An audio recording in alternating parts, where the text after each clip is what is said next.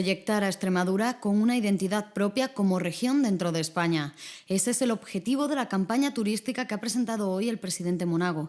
Bajo el lema Extremely Good, extremadamente bueno, se quiere dar un fuerte impulso a esta región para que sea el primer destino de interior de España. El artista Queco Tarner ha sido el encargado de crear el tema original de esta campaña, en la que participan también Ana Pecos, Lucía Delgado y el maestro Miguel Ángel Pereira, y que según Monago es ambiciosa, auténtica, única y 100% extremeña.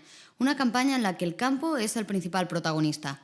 El presidente Monago ha explicado que el turismo representa hoy el 5% del Producto Interior Bruto regional y ha asegurado que si seguimos haciendo lo que hay que hacer en 2019 se alcanzará el 10%.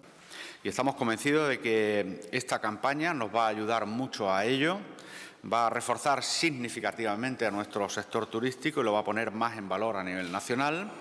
Y con ello vamos a reflejar en el país el momento que vive Extremadura, que es de crecimiento ya económico, y vamos a posicionarnos como una región emergente y amable dentro de España, que acoge con los brazos abiertos siempre a todos los que nos quieran visitar. Desde hoy mismo, esta campaña estará presente en radios, prensa y en Internet. Además, podrá verse en televisiones nacionales y autonómicas a partir del 3 de noviembre.